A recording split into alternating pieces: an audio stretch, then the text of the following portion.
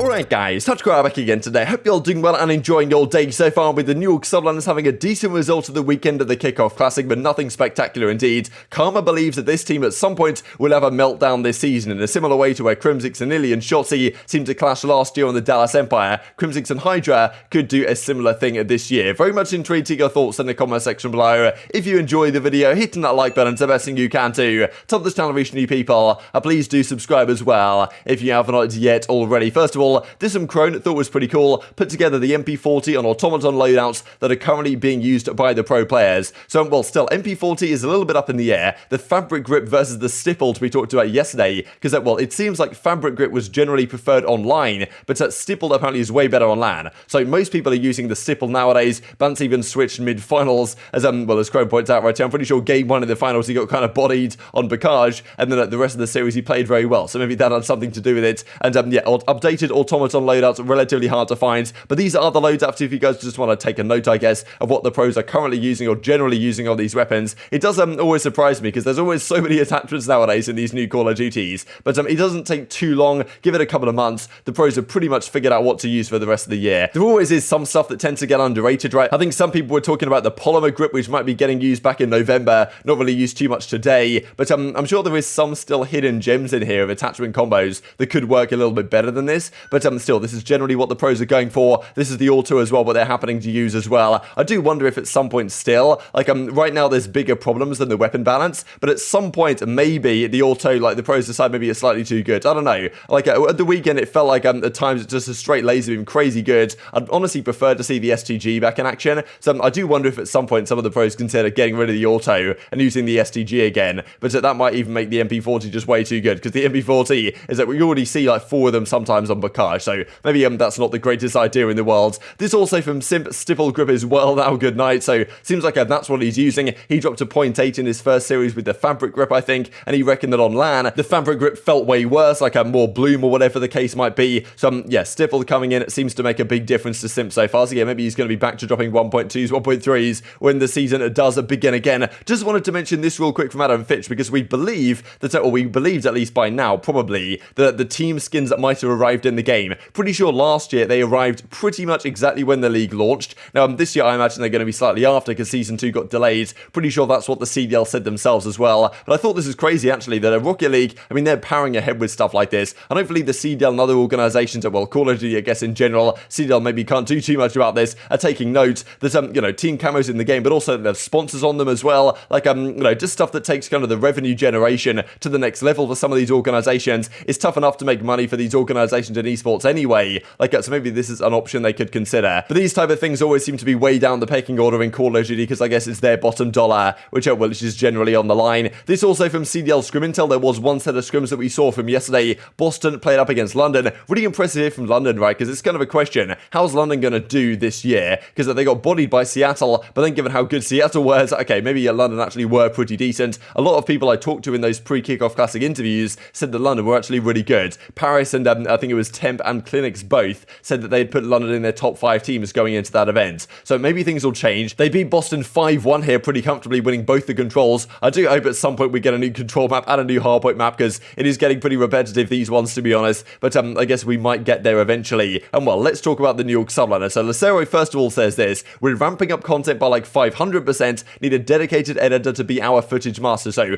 cool to see, because I'm pretty sure we saw a couple of days ago they're going to do like a vision type series for New York, and generally the content coming out of this organization lately has been taken up to a new level. So that's great to see. Always going to shout out good content coming out from these organizations in the league. But well, this also from Clayster, I thought this is just fantastic, really good throwback stuff. Look at this. I mean, this is just so OG. Clutch King Clayster MLG, and what he actually discovered as we're kind of going through this, I think he found some sort of like Dropbox or something from way back in the day where a lot of these images were held. Rude Awakening is actually like that's a class team name, to be honest. It honestly should bring that back. In a way, it's a shame that franchising came through in some of these organizations and the logos that I guess he made back in the day. Like, this seems like just so like late 2000s stuff. It's just absolutely fantastic. Like yeah, this one as well, like Sabotage or whatever this is meant to be from Clayster. I just thought all this stuff was really cool, and he went on to find this as well, which is just like crazy stuff. You might actually, I'll put it on the big screen just so you can see Clayster's face here on the top bottom left hand side. But I guess this is like old school Game Battles profile, like from way back in the day. Like he's on Firefox right here. Look at everything, how it looks. So this just shows how long Clayster's been around competing at this level of Call of Duty. And it was also noticed by by Rebsu right here that when Clayster created his GB account, HyDra was only 3 years old. Of course, now his current teammate. Pretty crazy stuff. But some have been wondering whether this New York team will last the test of time. They're expecting nothing but victories. We know that the record that Crimsix and Clayster have as a duo is incredible. They make a lot of Sundays, they make a lot of grand finals. This team on paper should be very good indeed. Karma isn't so convinced it's going to last the test of time though. He was on this episode right here. They were talking about New York and HyDra and Neptune and the entertaining content and the back and forth that they have, but Karma reckons that at some point or another this team's going to blow itself apart. Crimsix is going to go over HyDra. There's going to be some frustrations that come along, maybe if they don't have the greatest results, and all of a sudden things might fall apart for New York before they actually win anything. I'm personally surprised to see subliners all the way down there. What do you think? Who's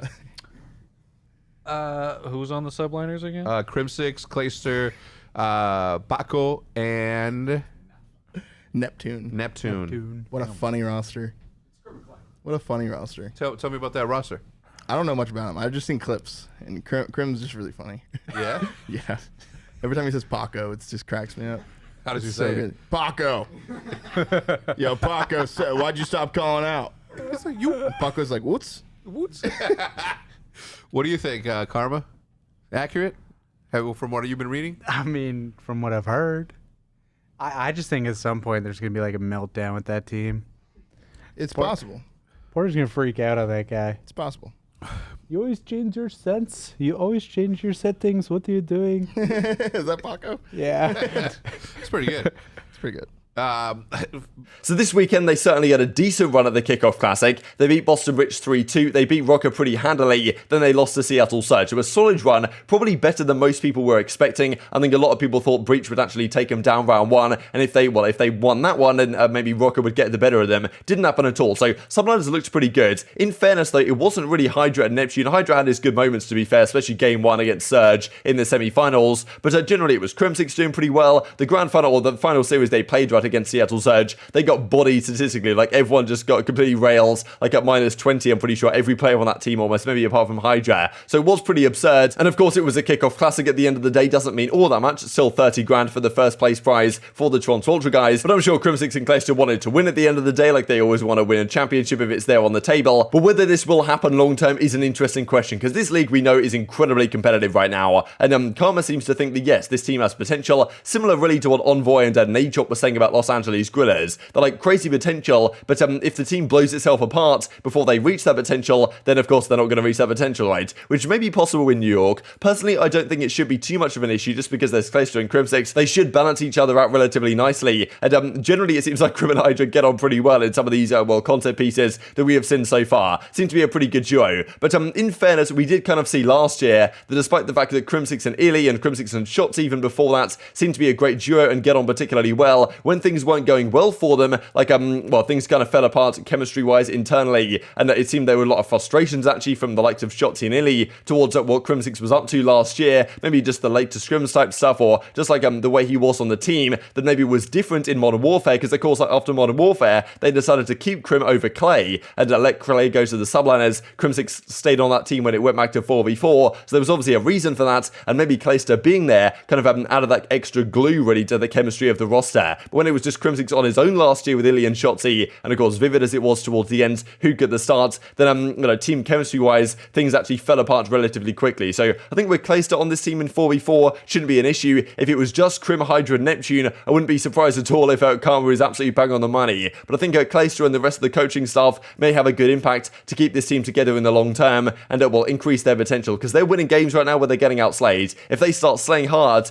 then all of a sudden we could have a new dominant force on our hands. Of course, to me there is always that question of players of this caliber and of these level of teams, like if they don't start winning championships, then where does it go for the roster, right? Because the fact of the matter is, pretty much all these organizations, at least in the A and S tier, right, if they don't, I mean, some of the organizations further down as well, Los Angeles Guerrillas certainly included, if they don't get top 3s in the grand finals and win championships, that's just not good enough, right? Like all these teams at the top here, like Seattle are certainly expecting to win championships, Los Angeles Guerrillas have built their team to do just the same. I mean, obviously all the rosters want to win championships, championships, but if you're London or Paris, Florida Mutineers, you're not maybe expecting to get like, top 3, grand final stuff like this. You're hoping for that to be the case. You might not be expecting it. For the other rosters, though, they're certainly expecting it, right? Like New York are here to win championships. They're here to win champs again. They're here to win the other events as well. And the other organizations at the top are certainly in a similar boat. So if New York don't get like a consistent top 3, if the best they get is like top 6, they're not making championship Sundays, then straight up that's just not going to be good enough, right? Like they're going to have to do something if that is the case. And of course the case for other teams as well. New York might be a team that makes that happen. They become a top 3 team, no problem at all. But if it's the likes of, Los Angeles Thieves, if Toronto fall off the pecking order, if Minnesota, Los Angeles Guerrillas are nowhere near top 3, top 4 on a consistent basis, they're probably going to have to make some sort of move. So it might not just be about the chemistry, but also about how this roster actually performs compared to expectations, and whether chemistry breaks down as a result. We've certainly seen teams that are winning kind of keeps them together, and as soon as they aren't performing or aren't winning events, then all of a sudden things internally completely fall apart on the organization. This also just a few more of these really from Clayster, because I thought just look at these old school organizations. Some of them of course are still around today. Envy, OpTic of course now together. Team Caliber here of course, we've got FaZe Clan, TCM, just so many legendary organizations here. AOX I thought was actually a nice one that Clayster particularly points out. Art of Execution, that's certainly a nice team name. Some of this stuff is before my time, but I do remember a lot of these logos like VVV Gaming, Apex, aBeZy. Strictly Business, of course, what an organization, the Pink Wall when that was going on. Fantastic memories, to be honest. And just to finish up with this, the Murrigin 118 puts on the subreddit, the teams that theoretically have the easiest and hardest matches going into the Major 1 group stage. Now, in fairness, the teams that are the best, you would imagine they're going to have the easiest matches, just because on average, they're going to play teams that are, considered to be worse than them, I suppose. And then the teams that are worse, such as Paris, are probably going to have the hardest matches naturally, because they can't play against Paris, if you know what I'm saying. But anyway, still, technically, based on, I guess, the standings or whatever, exactly how this is being calculated, is, OpTic and FaZe have probably the easiest runs. Like OpTic, for example, they play London, they play Rokkr, Paris, Ultra is going to be a hard one, and then Breach. So I think theoretically that should be very achievable. Whereas if you look, for example, at Paris, they play FaZe, Florida, Breach, OpTic, and Thieves. That's not easy. But I think Subliners also have a difficult run. Toronto even have a difficult run as well. You look at LAG, Mutineers, Seattle, OpTic, and Thieves. Definitely a lot of these organizations have tough runs. But then again, pretty much every organization right now is filling what seems to be at least a somewhat competitive roster this year. So it doesn't matter what 5 games you play, it's going to be far from easy. But very much intrigued to your thoughts on all this stuff in the comment section below. Hope you guys enjoyed the video. If you did enjoy it, hit in a like button. Tell us the YouTube gods this is a good video. I just like you should see it as well. And help grow the competitive Call of Duty community. Thank you guys as always. Take care. And I will see you next time.